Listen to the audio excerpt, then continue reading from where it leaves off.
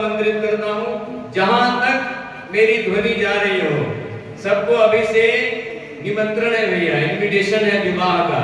काली द्वार शंकर भगवान के और माता पार्वती के विवाह होई होनी काम विवाह होई है ना।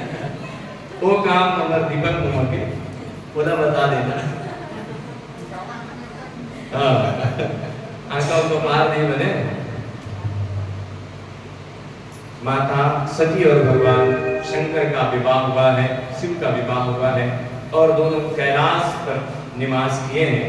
हिमालय पर्वत पर श्री शिव और माता सती के विविध विहारों का विस्तार पूर्वक वर्णन करने के पश्चात ब्रह्मा जी ने कहा, मुने एक दिन की बात है, देवी सती एकांत में भगवान शंकर जी से शिव जी से मिली और उन्होंने भक्ति पूर्वक प्रणाम करके दोनों हाथ जोड़ करके पूछा है, हे प्रभु देवाधिदेव महादेव करुणा सागर दीनोद्धार परायण महायोगी मुझ पर कृपा कीजिए। आप परम पुरुष हैं, सबके स्वामी हैं, रजोगुण सत्वगुण और तमोगुण से परे हैं, निर्गुण भी हैं और सगुण भी हैं। हे परमात्मा मुझको वह नवधा भक्ति कहिए। बहुत सुंदर नवधा भक्ति का यहाँ पर भगवान शिव ने व्याख्या किया है। सती को श्री शिव महापुराण के रुद्र संहिता के सती खंड में श्लोक आता है, श्रवणम कीर्तनम चैव स्मरणम सेवनम तथा दास्यम तथार्चनम देवी वंदनम मम सर्वदा। कीर्तन पहला भक्ति श्रवण, सती श्रवण भक्ति, तत्पश्चात कीर्तन, तब स्मरण, तब सेवन, दास्य अर्चन, सदा मेरा वंदना करना, सख्य भाव रखना और आत्मसमर्पण, यह 9 प्रकार की भक्ति यहाँ पर शिव जी ने माता सती से कही। देखिए ये नवधा भक्ति प्राय हर पुराणों में सुनने को मिलता है, जैसे कि रामचरितमानस में भी नवधा भक्ति कहा गया है। प्रथम भगति संतन कर संगा, दूसरी रति मम कथा प्रसंगा, गुरुपद पंकज सेवा, तीसरी भक्ति अमान, चौथी भगति मम गुण गण करई कपट दलिगान, मंत्र जाप मम दृढ़ विश्वासा, पंचम भजन सुवेद प्रकाशा, छठम शील निरति बहु कर्मा। ये आदि आदि जो है नवधा भक्ति रामचरितमानस में भी कहा गया है।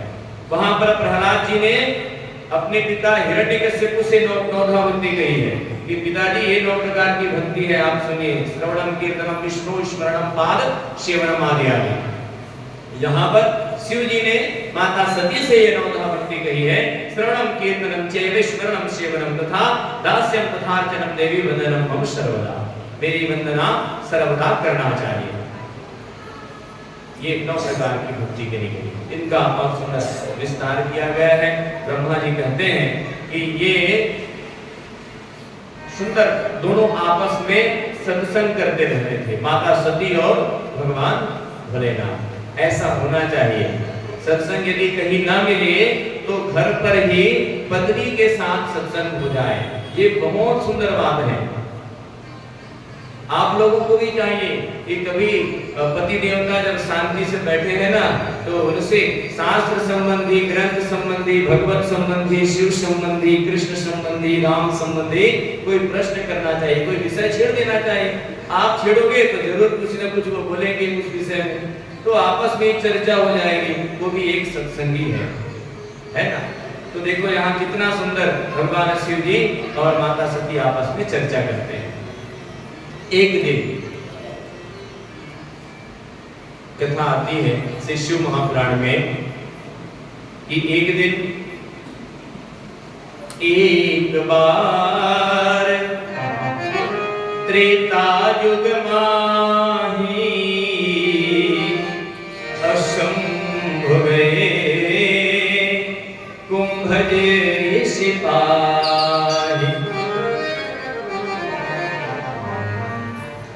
भगवान शिव ने विवाह करने से पहले ये शर्त भी रखा था कि सती जिस दिन तुम्हारा मेरे ऊपर से विश्वास समाप्त हो जाएगा उस दिन मैं तुमको त्याग दूंगा। ऐसा उन्होंने शर्त रखा था। एक बार त्रेता युग जब चल रहा था तो कुंभज ऋषि के घर से भगवान शिव और माता सती दोनों आ रहे थे वापस कथा श्रवण करके। वापस जब आ रहे थे तो देखे भगवान राम जी को कि राम जी जो है वो डाल डाल पत्ते पत्ते से पूछ रहे हैं, कहे हे खग मृग हे मधुकर से, हे खग मृग हे मधुकर से, हे खग मृग हे मधुकर से, हे खग मृग हे मधुकर से,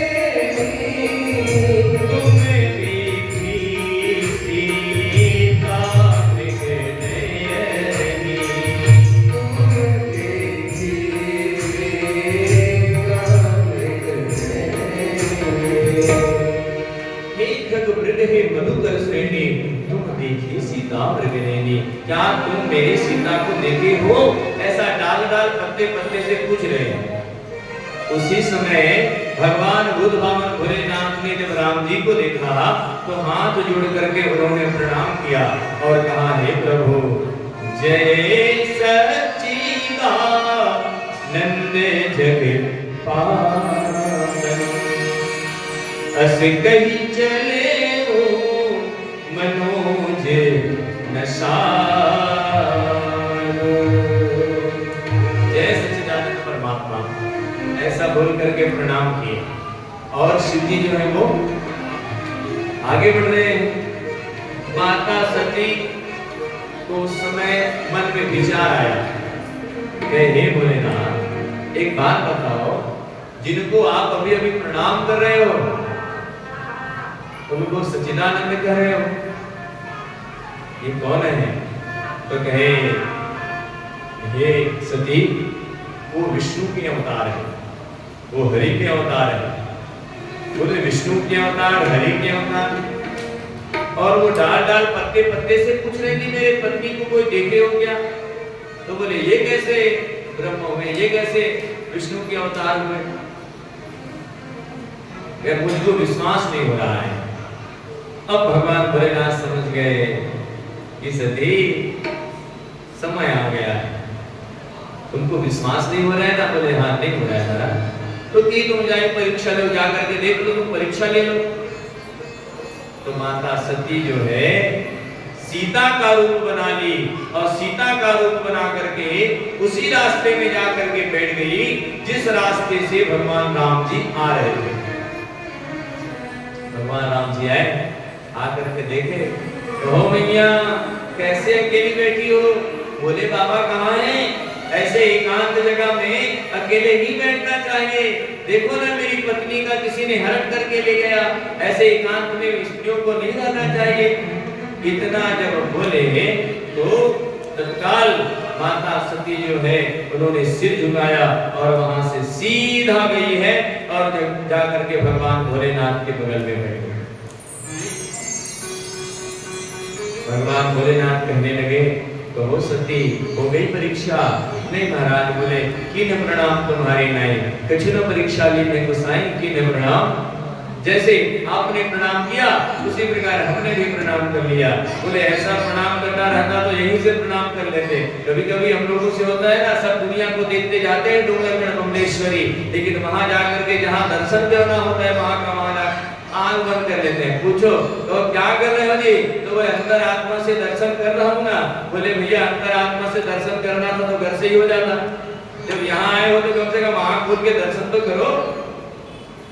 तो बोले किन प्रणाम तुम्हारी नहीं, मैंने बिल्कुल आप जैसे प्रणाम किए वैसे ही मैं भी प्रणाम करके आ गई, कोई परीक्षा नहीं ली। तो माता सती को कहने लगे, नहीं सती ऐसा नहीं है, तब तुम एक काम करो, तुम सामने बैठ जाओ कि वाम जो है वो पत्नी का स्थान होता है और मैं आंख बंद करके देख रहा हूँ, ध्यान से देख रहा हूँ, तो तुम्हारा स्वरूप मुझको माता की तरह नजर आ रहा है। माता सीता के रूप में, तो एक काम करो, तुम सामने बैठ जाओ। माता का स्नान भोजन कराती है माँ, तो सामने बैठ के कराती है ना, तो बोले सामने बैठ जाओ। भैया उसी क्षण गौरा को शिव ने त्यागा, कैलाश डगमगाया, नारी को मां बनाकर मार्ग सही दिखाया। है बात के समय की सुन लो बयान ज्ञानी, लेने परीक्षा वन में हरि की चली भवानी। बन बीच बनी बैठी अजीबो जान की छाया, नारी को मां बनाकर मार्ग सही दिखाया। नारी को मां बनाकर मार्ग सही। माता सती हाथ जोड़े बैठी रही सामने। उस दिन से भगवान भोलेनाथ ने मन से सती को याद दिया। इसी क्रम में श्री शिव के द्वारा गोलोक धाम में श्री विष्णु का गोपेश के पद पर अभिषेक तथा उनके प्रति प्रणाम का प्रशंसना कर श्री राम का सती के मन का संदेह दूर करना और सती का शिव के द्वारा मानसिक त्याग की कथा थी। तत्पश्चात एक दिन देखिए कहां माता सती से त्रुटियां हुई है। वैसे तो जगत जननी भवानी जगदम्बा है, परंतु लीला भाव का दर्शन हम करें तो यहाँ उनसे त्रुटि हुई है। एक तो कथा श्रवण करते करते सो गई, कथा नहीं सुनी। दूसरी यहाँ पर राम जी की परीक्षा लेने के लिए चली गई। और तीसरी यहाँ पर उनसे त्रुटि हो रही है जिससे उन्होंने अपने शरीर को ही समाप्त किया। यह कथा ब्रह्मा जी नारद से कहते हैं नारद, पूर्व काल में समस्त महामुनि प्रयाग में एक बार एकत्रित हुए थे और सभी ऋषि मुनि महात्मा सभी देवता वहां पर उपस्थित थे। उस समय दक्ष जो है वो प्रजापति के पद पर था। अब प्रजापति के पद पर था तो पद का उसको अभिमान भी था। भैया कुर्सी मिल जाने पर थोड़ा अभिमान आ ही जाता है, तो प्रजापति को बड़ा अभिमान था, दक्ष था। सभी देवता जो है वहां उपस्थित हो गए। प्रजापति दक्ष आखिरी में आया। जो सम्मान चाहता है वो आखिरी में आता है। नेताओं को अधिकतर आप लोग देखे होंगे तो सारी पब्लिक इकट्ठा हो जाती है, तब वो आखिरी में आते हैं, है ना, ताकि सब लोग उठ करके उनका, तो वो आखिरी में पहुंचे और सब लोगों ने उठ करके दक्ष का सम्मान किया है। परंतु भगवान शिव जो है वो ध्यानास्थ थे, ध्यान में लगे हुए थे, उन्होंने प्रणाम नहीं किया। दक्ष गए और जाकर तुरंत पहले बोलना शुरू कर दिए। जबकि वो प्रजापति थे, अधिकतर देखे होंगे नेता लोग जब आते हैं तो पहले छोटा वाला नेता बोलता है, उसके बाद उससे बड़ा वाला नेता बोलता है, उसके बाद जो सबसे बड़ा नेता जो रहता है वो बोलता है। लेकिन यहाँ पर गए और दक्ष प्रजापति बोलने लगे। सब लोग हड़बड़ा गए, बोले क्या बात है, आज तो इनकी पारी पहले आ गई। दक्ष बोलना शुरू किए, ये सब देवता असुर श्रेष्ठ ब्राह्मण तथा ऋषि मुनि मुझे विशेष रूप से मस्तक झुकाते हैं, परंतु वह जो प्रेतों और पिशाचों से घिरा हुआ महामनुष्य बनकर बैठा है, वह दुष्ट मनुष्य के समान क्यों मुझे प्रणाम नहीं करता। ये सब बोलने लगा। शिव को कहने का तात्पर्य है, शिव को उल्टा सीधा वो बोलने लगा। शमशान में निवास करने वाला यह निर्लज्ज जो मुझे इस समय प्रणाम नहीं करता, इसका क्या कारण है, इसके वेदोक्त कर्म लुप्त हो गए हैं, आदि आदि सबको शिव के लिए अपशब्द कहने लगे। इसके साथ रहने वाला या इसका अनुसरण करने वाला लोग पाखंडी हैं, ये बोलने लगे। जो शिव गणों को आदि आदि को पाखंडी कहने लगा दक्ष जो है ना, दुष्ट है, पापाचारी है, ब्राह्मणों को देखकर दंडता पूर्वक उनकी निंदा करने वाले होते हैं, नाना प्रकार से जो मन में आया बोलते गए। अब भगवान शिव की सहनशीलता देखो। यहाँ तो भैया दामाद को 10 ग्राम मानते हैं, दक्ष उनका ससुर है, हैं? और अभी दामाद को 10वां ग्रह माना जाता है। 9 ग्रह तो होते ही हैं, लेकिन ये 10वां ग्रह है जो कन्या राशि में लगता है।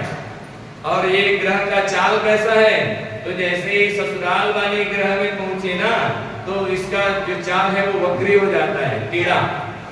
जैसे ससुराल में पहुंचता है तो ये टेढ़ा चलने लगता है। क्षमा करेंगे, मैं भी किसी का दामाद हूँ, लेकिन स्वभाव बता रहा हूँ, है ना। दामाद जो है 10वां ग्रह कन्या राशि में लगता है, और जैसे ससुराल वाले घर में पहुंचे तो वो वक्री होकर के चलने लगता है। ससुराल के शादी में चला गया, 2 गुलाब जामुन कम पड़ गए तो मुंह खुल जाता है, होता है ना ऐसे। तुम्हारे घर गया था, बड़ा देखा मैं, बोले वहां तुम्हारे मायके में कुछ नहीं मिला, 2 गुलाब जामुन तो मुझको मिला नहीं, है ना। ये सब शुरू हो जाता है। लेकिन आज देखो ससुर जी इतना कुछ बोल दिए, संसार में रहने वाला है, इनके जो साथ रहने वाले पाखंडी हैं, नाना प्रकार के बंदर के समान इसका आंख है।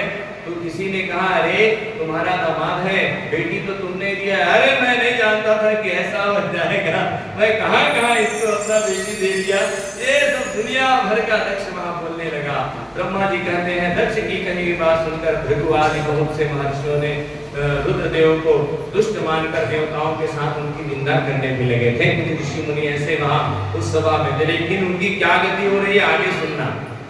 नंदीश्वर ने कहा, अरे महा मूर्ख मूढ़ दुष्ट बुद्धि दक्ष, तू क्या बोल रहा है मेरे स्वामी को।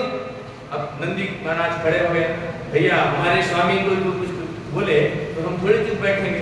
नंदी खड़े हुए बोलने लगे, अरे तू दुष्ट है, कुछ भी बोल रहा है, हमारा जो महाप्रभु सर्वथा निर्दोष है। उसी क्षण फिर दक्ष जो है वो श्राप दे दिए, जाओ तुम रुद्रगण पाखंडी हो जाओ। उसी क्षण फिर नंदीश्वर ने भी श्राप दे दिया, कह रहे जाओ तुम्हारा सिर बकरे का हो जाए। दक्ष को श्राप दे दिया। अब भैया भगवान शिव सोचने लगे, नंदीश्वर को शांत किया, नंदी तुम मेरे भक्त हो, शांत रहो, क्रोध करना ठीक है। उसके बाद बोले, कहे अरे मैं तो कोई सभी ब्राह्मणों का, ऋषियों का, मनुष्यों का सभा लगा है समझ करके आया था, लेकिन यहाँ तो ऐसा कुछ महोत्सव, यज्ञ महोत्सव हो नहीं रहा है, उल्टा श्रापा श्रापी महोत्सव हो रहा है। अब यहाँ से मुझको जाना चाहिए। क्या करके शिव जी वहां से निकल गए। दक्ष भी गया और जा करके फिर वो एक यज्ञ का आयोजन कर दिया, जिसका नाम रखा बदले किया। शिव का अपमान करने के लिए ही वो एक यज्ञ का आयोजन किया, सबको बुलवाया, लेकिन कैलाश पर्वत उसने न्योता नहीं भेजा। जब कैलाश पर्वत न्योता नहीं भेजा, उसके बाद भी सब देवता जो है वो जाते थे। कहाँ? दक्ष के यज्ञ में। तो कैसे जा रहे हैं? बोले वो कैलाश के ऊपर से ही होकर के जा रहे हैं। कि सती देखे, देखो उनका भाव, रोड तो है नहीं कि सालेवाला से होकर के मलाजखंड जाया जाएगा, ऊपर ऊपर तो जाना है, उधर से रेगाकार होते ही जा सकते हैं मलाजखंड, लेकिन नहीं, वो कैलाश के ऊपर से ही होकर के जाते थे। सती देखे और सती ने देख लिया, देख करके पूछने लगे बाबा भोलेनाथ से, कहो भोले बाबा एक बात तो बताओ, ये सब सुबेरे से देवताओं के विमानों का लाइन लगा हुआ है, ये सब कहाँ जा रहे हैं? तो बोले सती मत पूछो, तो ही कल्याण है, मत पूछो। नहीं नहीं महाराज बताओ ना कहाँ जा रहे हैं? तो भाई ये सब तुम्हारे पिता के यज्ञ में जा रहे हैं। कहे हमारे पिता यज्ञ करवा रहे हैं? बोले हाँ तुम्हारे पिता यज्ञ करवा रहे हैं, तो हमें तो जाना चाहिए प्रभु।